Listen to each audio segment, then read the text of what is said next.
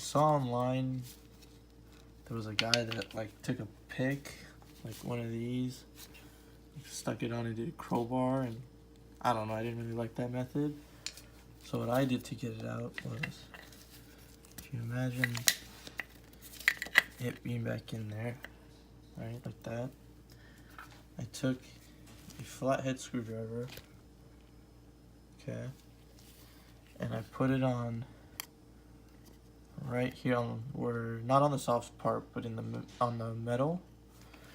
And I took this hammer with a mallet and I just lightly tapped it. Let me see if I can show kind of how I did it. So basically, I was tapping the back of the screwdriver with the mallet, and it pushed one side in, so it kind of looked like that, but inside. And I did this really carefully though, because you don't want it to fall, basically go all the way in. I don't even, oh yeah, I can't go all the way in. So basically I pushed one side in so this side came out, and then I just grabbed with my fingers this side and pulled the whole thing straight out. So hopefully that helps you guys. I know there's like tools and stuff you can buy, and again, I didn't want to do this method because I didn't want to scratch the sides of on the block. That just, I don't know, to me this isn't a good method.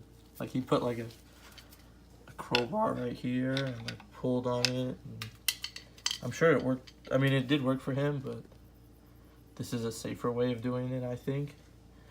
And it was really legit, took me like 5 minutes. Like I wasn't even planning on filming this. Because I knew I thought I had to like wrestle with it for a while.